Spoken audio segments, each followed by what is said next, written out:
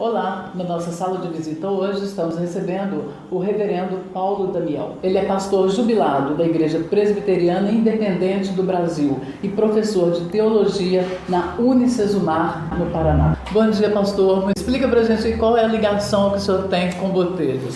Bom dia, Wanda. Bom dia aos que te acompanham. Prazer estar falando com você nessa manhã. A nossa ligação é antiga. Eu sou nascido em Muzambinho. Meu pai foi pastor da Igreja Presbiteriana Independente lá. Ele começou o ministério em 1941, quando essa região tinha muitas dificuldades de locomoção. E de Muzambinho ele também era pastor aqui em Botelhos, então ele tinha que vir de ônibus, às vezes vinha a cavalo, não é? E aqui ele teve grandes amigos. Então a nossa ligação é antiga e quando eu venho para essa região, obrigatoriamente eu tenho que bater o cartão, bater o ponto aqui em Botelhos. Essa sua viagem pela região, ela tem um propósito de divulgar o livro que o senhor escreveu, que está na segunda edição. Isso. Vamos falar um pouquinho sobre o livro. Pois não.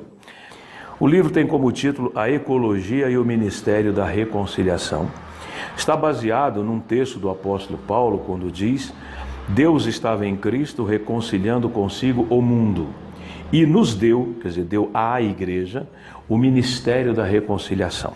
Então o livro tem o objetivo de mostrar que quando Cristo veio, viveu, morreu, ressuscitou, e nesse processo ele estabelece o projeto de reconciliação, o cuidar da natureza faz parte do Evangelho. Então o livro tem capítulos interessantes que falam, inclusive, a perspectiva católica romana ao longo dos anos sobre a relação com a ecologia, e destacando aí o grande São Francisco de Assis, foi um dos primeiros a pensar sobre isso. Depois um sacerdote francês chamado Teilhard de Chardin, depois recentemente a gente teve Leonardo Boff, e quando eu estava para lançar o livro já ia para a gráfica, o Papa Francisco lançou uma encíclica sobre a ecologia. E encontramos na internet um resumo da encíclica feito pelo próprio Vaticano. Então eu creio que o meu livro, quando foi lançado em agosto de 2015, e a encíclica é de junho de 2015, talvez tenha sido um dos primeiros livros a citar com detalhes a encíclica do Papa. É o momento de nós, homens, nos reconciliarmos com Deus do ponto de vista da natureza. Deus criou o ser humano de maneira perfeita, o pecado entrou na história, desagregou muita coisa, afetou muita coisa, inclusive a terra. Então, quando Cristo vem, e a palavra religião no latim significa religar, então a função de Cristo é religar o homem com Deus, ou então o outro verbo, reconciliar, já que o homem foi expulso da presença de Deus por causa do pecado. Pois bem, então nós temos que ter a compreensão de que esta reconciliação é muito abrangente. Ela atinge o ser humano como um todo. Não apenas a parte do espírito humano com E minúsculo, que quando recebe o Espírito de Deus com E maiúsculo, que é o próprio Deus, gera em nós o que a Bíblia chama de regeneração ou novo nascimento. Isso garante uma vida mais prazerosa na terra, com os valores cristãos, e a garantia da eternidade com Deus. Esse é o nascer de novo. Mas além disso, nós temos uma vida. E essa vida tem que ser vivida levando em conta as orientações que Deus deu. E nessas orientações inclui o ser humano como um ser total. Corpo, alma, espírito e também a natureza. E esse assunto da nossa ligação com a natureza tem sido esquecido ao longo da história como responsabilidade do cristão. Lá no Éden, ou em Gênesis, na narrativa da criação, Deus usa dois verbos muito importantes quando cria o ser humano. Domine sobre tudo que há na terra e debaixo da terra. O verbo dominar. E o ser humano tem feito maravilhas com esse domínio. Eu me lembro quando eu vim aqui em Botelhos, em algumas casas tinha aquele telefone antigo de manivela. Mas em casa, em Muzambinho, não tinha telefone. Então aquilo para mim era uma grande novidade. O ser humano domina.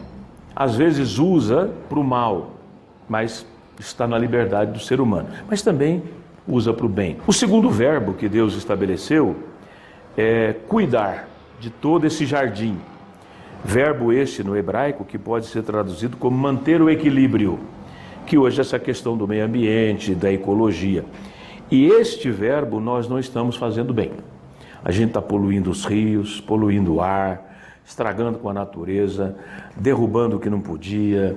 Enfim, a ganância humana para ganhar mais dinheiro faz com que essas coisas aconteçam. E os nossos remédios e tudo que a gente tem vem da natureza, né? Então, nosso objetivo foi despertar a igreja brasileira, especialmente o ramo evangélico, juntamente com outros autores, né, para essa responsabilidade. Então, faz parte da pregação do evangelho. Quando a gente ensina o evangelho, quando a gente trabalha com a catequese, com formar a mente de um cristão, além de ensinar que ele tem que ter uma vida bonita na sociedade, ser íntegro, não entrar em corrupção, não enganar ninguém, então é preciso incluir nesse conteúdo catequético o cuidado com a natureza. E então o livro tem essa preocupação, tentar nos despertar. Aquilo que eu faço com o lixo em casa já é a primeira atitude. Eu misturo o lixo orgânico com o lixo que pode ser reciclável. Se eu faço isso, eu não estou contribuindo com o planeta. Mas, pastor Paulo, talvez a cidade onde eu esteja não tenha coleta seletiva, infelizmente. Mas o que a gente tem que fazer? Infelizmente, nós ainda temos nossos irmãos brasileiros que ainda sobrevivem do lixo. É uma tristeza dizer isso, não é? Mas lamentavelmente tem. Então, pelo menos, se eu fizer a separação aqui em casa, mesmo não tendo a coleta seletiva, eu vou ajudar a abençoar aquelas pessoas que estão ali naquele lugar, que um dia eu espero que nunca mais estejam. Porque a hora que ele estiver lá, mexendo no lixo, pegar um saquinho e só tiver papel, vai facilitar muito a vida dele. Agora, se ele pegar tudo isso misturado com orgânico, já perdeu a condição de ser reutilizado. E se cada um fizer a sua parte? Já começa a mudar, não é? Isso a gente percebe que o mundo vai acordando para isso. E a igreja cristã precisa estar junto com isso, com esse movimento, para contribuir com a sua articulação, com os seus conceitos, para preservar aquilo que a Bíblia chama de a revelação natural. A natureza foi criada por Deus e ela revela os atributos de Deus. Para respeitar a natureza, é preciso estar perto de Deus. A gente pode dizer o seguinte, há muitos cientistas e aí pessoal que defende a ecologia, se preocupa com a ecologia e talvez não creia em Deus. Porém, se eu tenho o conceito no meu coração que eu estou num mundo criado por Deus, e lá no início ele me deu a responsabilidade, e eu creio nisso, que eu sou responsável pelo jardim dele, isso ajuda muito no meu conceito.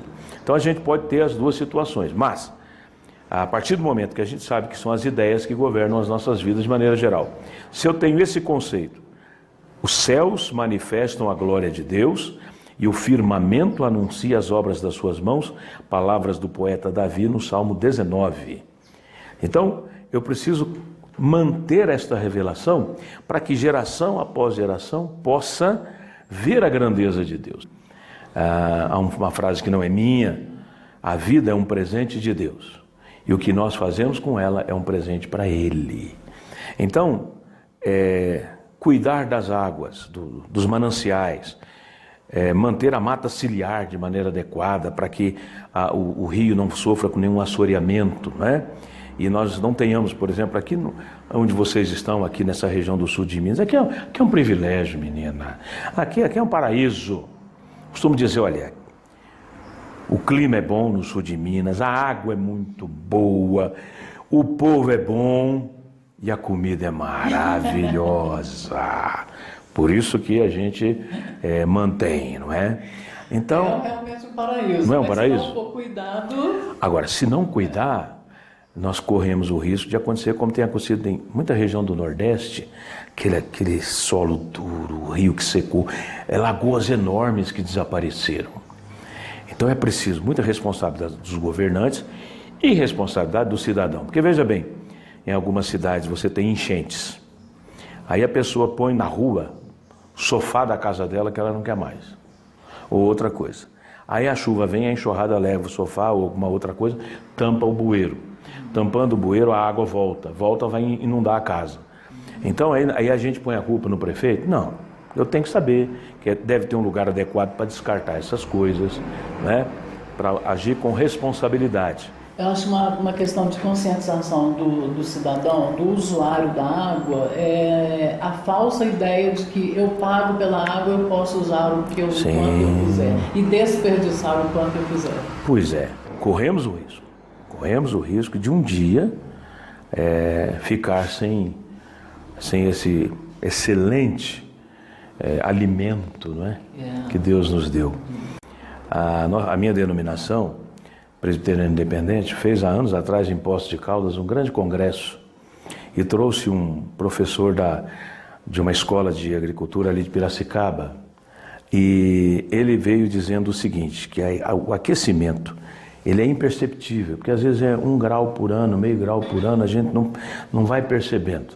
Ele disse há uns 4 anos atrás que a coisa vai ficar tão quente se não houver mudanças, que as grandes famílias ricas da região de Ribeirão Preto, essas cidades próximas a Minas Gerais, para sobreviver, venderão suas propriedades e virão comprar aqui no sul de Minas. Então, olha, você que tem terra nessa região, cuide bem, preserve, e pode ser que daqui a uns anos tenha aí um boom imobiliário, não é, nessa região. Eu e outros autores estamos tentando, fazer a cabeça da geração mais nova para que a gente tenha grandes empresários, gente de sucesso, gente produtiva, porém com mais responsabilidade com o ecossistema do que a minha geração, por exemplo. Se um adolescente que hoje está nos ouvindo um dia se tornar um grande empresário aqui na região, na área da indústria, ele vai ter todo um cuidado em jogar o lixo tóxico da sua indústria, coisa que algumas gerações não tiveram. Pega o Tietê em São Paulo, o rio Tietê. É lamentável, ninguém tem coragem de nadar lá. E já foi maravilhoso, né? Já na década de... Meu pai estudou em São Paulo, meu pai me dizia que o pessoal fazia piquenique às margens do Tietê. A Europa já passou por isso que nós estamos passando hoje. Os grandes rios europeus todos já foram poluídos também, mas eles acordaram e eles recuperaram os rios. Nós esperamos que a população brasileira também amadureça e se a gente tiver esses conceitos no coração, fica mais fácil de eu olhar para qualquer coisa e não fazer o errado, né? É o momento da reconciliação. Da reconciliação. E é que o assunto está interessando as pessoas. Tá, surpreendentemente. Porque eu digo o seguinte, não é um livro de autoajuda, porque hoje o que vende é livro de autoajuda. Eu também brinco que eu não sou Paulo Coelho, eu sou Paulo Damião, né? Então Paulo Coelho vende muito livro. São 2 grandes milagres que Deus fez na minha vida. Primeiro, eu escrevi um livro, porque eu jamais pensei na minha vida em fazê-lo. O segundo é que esgotou a primeira edição. Antes de um ano, a editora me ligou, rapaz, aconteceu um negócio aqui, é um milagre. Nós já estamos na 2ª edição. Inclusive, para os ouvintes aqui, seus que te acompanham na região de Botelhos e região, eu estou deixando alguns exemplares aqui na casa do pastor Ablandino e da doutora Dulce. Quiser deixar o seu telefone também? Perfeitamente, pessoal que quiser usar aí o VapVap, né? Tem o VapVap hoje, né? O código da área é 18 e o telefone é 99722 2180. E eu espero que quando você ligar ele esteja vivo. Termina então nossa sala de visita, agradecendo imensamente ao pastor. Eu que agradeço, grande prazer. Privilégio de te conhecer. Viu? Muito prazer mesmo. Parabéns pelo seu trabalho. Obrigado. E Deus te dê muita vida, saúde e força para eu continuar levando essa mensagem bonita. Então a vocês que nos ouviram, muito obrigado pela sua atenção. Deus te abençoe ricamente. E olha, ajude a cuidar do jardim.